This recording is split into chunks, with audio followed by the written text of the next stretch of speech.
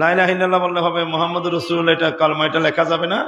আল্লাহর নামের সমান সমান করে যদি মুহাম্মদুর রাসূলুল্লাহ যদি লেখা হয় তাহলে এটা শিরিক হবে, মুহাম্মদ আল্লাহর সমান হয়ে গেছে। দেখছি লা ইলাহা ইল্লাল্লাহ প্রত্যেকটা মসজিদে এটাকে মডেল হিসেবে ফলো করতে পারেন আপনারা।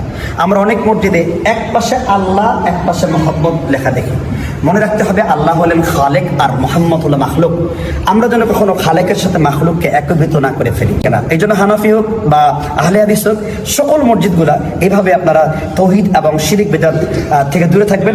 12 অক্ষর, হরফ কয়টি? 12টি। বলেন কয়টি? 12টি।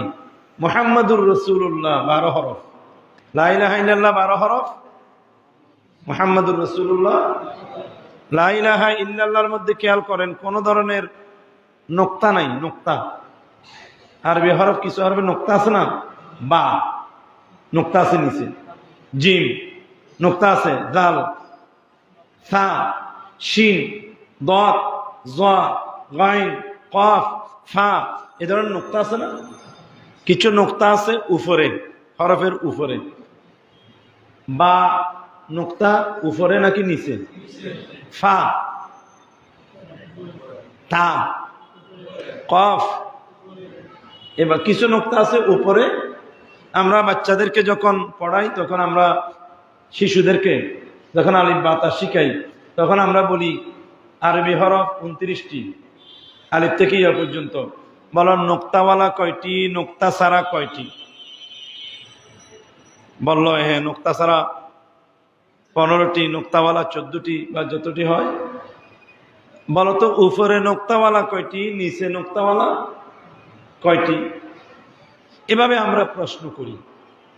এখন দেখেন আমাদের যে কালমা শরীফ, এক অংশে তাওহীদ, বলেন এক অংশে কি? আল্লাহ এক। লা ইলাহা ইল্লাল্লাহ মানে আল্লাহ ছাড়া কোনো মাবুদ উপাস্য আল্লাহ কয়জন? এক আজন। কুল হুয়াল্লাহু আহাদ আল্লাহু লা ইলাহা ইল্লাহু, আল্লাহ ছাড়া কোনো মাবুদ নাই। লা ইলাহা, বলেন লা ইলাহা ইল্লাল্লাহু মুহাম্মাদুর। দ্বিতীয় অংশ হলো মুহাম্মাদুর রাসূলুল্লাহ।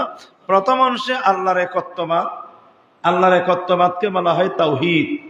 বলেন আল্লাহর একত্ববাদকে কি বলা হয়? এটা কালমায়ে তাওহীদও আছে। অনেক মুসলমানের নাম, ছেলের নামও আছে তাওহীদ, আছে না?